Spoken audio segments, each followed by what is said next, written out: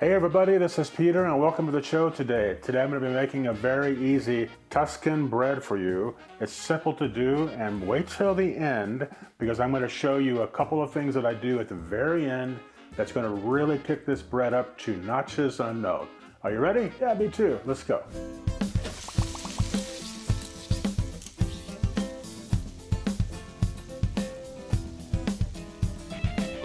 Today I'm going to be making this bread using one of my newest machines. It is a dough mixer. I found this over on Amazon and I really do like it. I'm not promoted by the company. I'm not associated with the company. I'm not associated with Amazon. I'm just telling you where I found it. And I have bread makers, you know, the electric bread makers we probably have all had in the past. I don't use them to make the bread because I don't like the way the bread turns out, like in a crazy shape. I'd much rather just make the bread dough here in the machine. And frankly, I've used a bread machine to make dough. This one is just a dough mixer, but it also does the bulk fermentation, the first proof, so to speak, of the dough. So that's what I'm going to be using today. If you don't have one of these, sorry for you. However, you can get one very easily. They're very inexpensive. And also you could be using your KitchenAid mixer or whatever mixer you have to mix up the dough as well. All right, so let's go ahead and go through the ingredients. The ingredients today are very simple. We have about a cup and a quarter, that's about 10 ounces of just warm tap water. Here I have the flour. This is about 420 grams total of flour. This is 360 grams, about 3 cups of bread flour, and then about 60 grams or about half a cup of whole wheat flour. Now, as many of you know who've been watching me for a little while, I like to use a little bit of whole wheat flour in there because it gives it a different color, a better color in my opinion, and also gives it a little more flavor, so why not use that? Water is here. Here we have 1.5 teaspoons of salt. Here I have about 1 teaspoon of sugar. I have a teaspoon of Italian seasonings, and then I have some olive oil over here which I'll be using, and I have my yeast. I like to use this platinum yeast. It's kind of difficult to find at times, made by Red Star.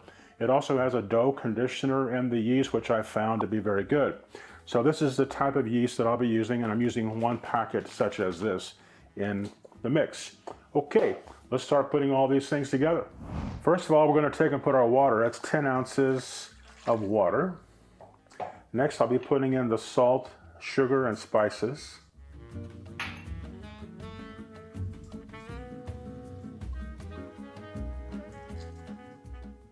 The next thing I'll be putting in is some olive oil, using about 1 tablespoon or so of olive oil. I never measure the olive oil. I love olive oil. I could use the whole bottle, I think, and it would taste great. Okay, now I'm going to set up the dough mixer for us. All right, using this dough mixer, I'm going to show you that you come over here to mix, and I'm going to let it mix for about 10 minutes. And then you come over here and you press the ferment button, and on that, I'm going to let it ferment there for about 90 minutes. So that's how we set this up. And then we just come over here and press this button, or off to the races, just like that. Okay, now I'm going to add in the flour and just put this all around the bowl. Okay, I just put the yeast right in the bucket, right as it's going in. You could do this before you hit the go button if you want. I just simply forgot. It happens. All right, I'm going to let this go now. It's going to be mixing up for about 15 minutes. Then it's going to be proofing for about 90 minutes, or actually called the bulk fermentation. I'm going to come back when this is done in about 90 minutes, and we'll go on to the next step. 90 minutes for me and about 3 seconds for you. Be right back. Okay, everybody, it's been about 90 minutes or so, and this bread has proofed out for me here in this dough mixer. I made a mess right there, didn't I? All right. So I'll show you how this turned out. So we did very well. It's proofed nicely.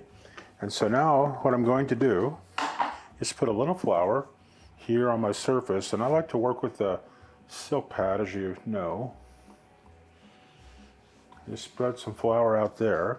Now I'm going to put some flour here in this dough mixer in the bowl, and I'm going to gently coax out the dough. It's done a great job of developing the gluten. Now what we're going to do is just kind of develop this a bit. I'm going to roll it into a ball, and doing that, I'm just going to stretch it and fold it in. Just stretch it and fold it in, just like that. And all this is doing is giving me the ability to cut it more precisely. Okay, I'm gonna cut it in 2 pieces, and we're gonna have some nice loaves here. It's coming together very well. And you can see that it's very easy to work with.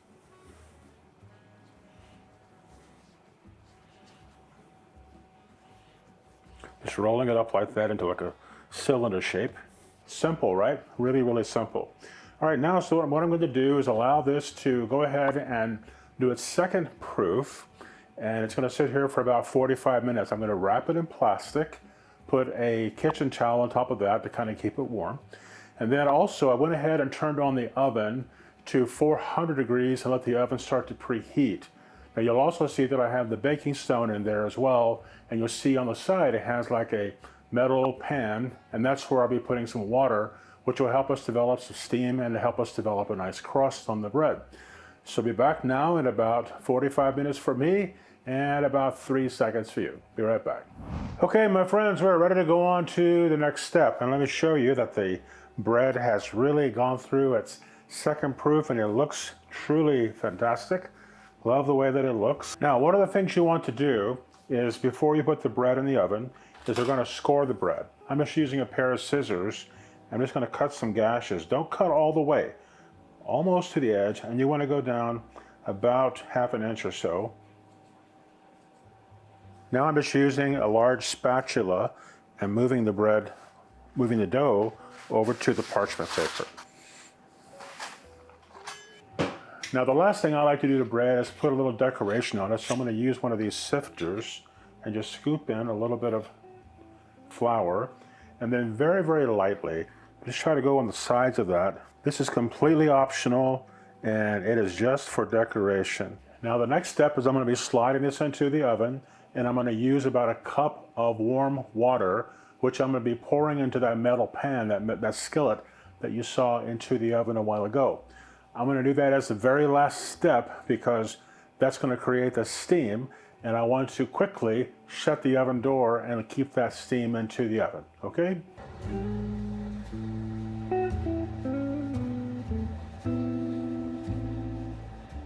I want to show you how beautifully these Tuscan breads turned out. They turned out just absolutely delicious. Hope you can see that in the overhead. Looks great, doesn't it? I told you when I started that there's a couple of things that I do at the end when I'm baking bread, and it's up here and resting. But I want to put this on right as it comes out of the oven, pretty much. So here I have some olive oil and some dried herbs. And then I'm just going to take those herbs and the olive oil and put that right over on top of the bread. Just like you're seeing here.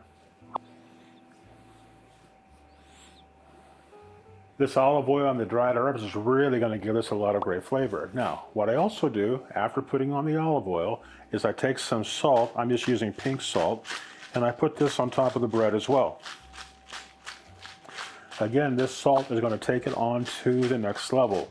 With that olive oil, the dried herbs, it all comes out really, really, really delicious. Okay, as with any bread, whenever you make the bread, you can see how it looks.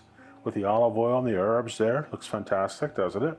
As with any bread, when it just comes out of the oven, you're going to have to wait about half an hour to an hour for it to kind of cool off, and from that point, you're going to be able to slice the bread. But if I sliced it right now, what's going to happen is that it's just going to be all gummy inside because the dough is too hot. So let me let this rest for about half an hour to 45 minutes. I'll come back and I'll show you exactly how this looks at the end. Be right back. Okay, everybody, I'm ready to show you how this beautiful Tuscan bread turned out, and doesn't it look absolutely fantastic? Check that out in the overhead camera. It looks delicious. As you can see, it really turned out very, very, very nicely. And it's so easy to do. You can make this using your bread maker's dough function. If you want to get one of the dough mixers as I have here, you can also make it with that. Super easy to do. Well, thanks again for watching. I really do appreciate it. Please do me a favor. If you've not already subscribed, please do that. If you've already subscribed, please do me a favor and give me a big thumbs up on the video. Those thumbs up are critically important, and I really appreciate it. Well, thanks again for watching. See you next time.